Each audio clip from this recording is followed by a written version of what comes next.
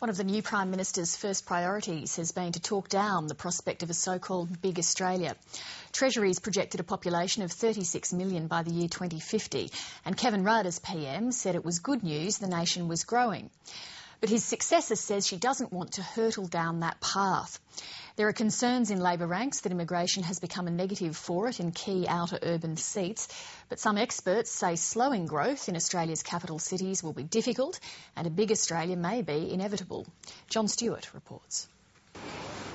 Last year, the Treasury forecast Australia's population could reach 36 million by 2050.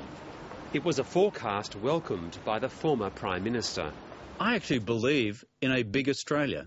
I make no apology for that. But yesterday, Prime Minister Gillard was quick to back away from talk of a big Australia.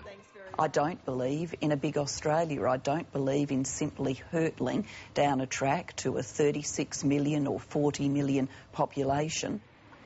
2 weeks ago, the New South Wales Liberal Party easily won a by-election in the Sydney seat of Penrith.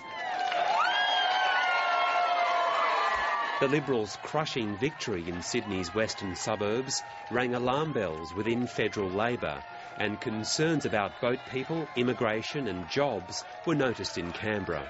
And I think if you talk to the people of Western Sydney or Western Melbourne or the Gold Coast Growth Corridor in Queensland, people would look at you and say, where will these people go? Most of Australia's population growth is in capital cities. Melbourne, Sydney, southeast Queensland and Perth are among the fastest growing parts of Australia. But there's little sign of growth in many rural areas. Overseas migration levels have been on the rise, reaching about 300,000 last year. Population experts say that if the federal government wants to slow the rate of Australia's growth, the migration intake will have to be cut.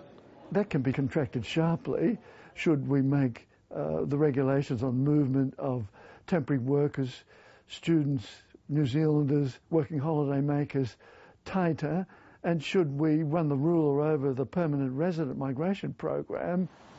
But some population experts say that slowing the pace of growth may be difficult, and a big Australia is on the horizon. People will continue to grow older, thankfully, because they're healthier, and people will continue to have children. So the options for an Australian population target really aren't there. We will grow naturally by 2050 to be somewhere between 35 and 40 million people. Researchers say that where people live and work will be a crucial part of creating sustainable cities in areas where transport is already under strain. All Australian cities have to play catch-up, which is actually to build their residential communities around and nearer the places where people work. Today at a population conference in Sydney, the opposition called for the Prime Minister to name specific growth targets. What will be the population under Julia Gillard's policies? What will be the rate of net overseas migration under Julia Gillard's policies? Where will she make the cuts to migration under her policies? But the electorally volatile questions of just how big and how fast are the ones the government may struggle to answer. John Stewart, Late Line.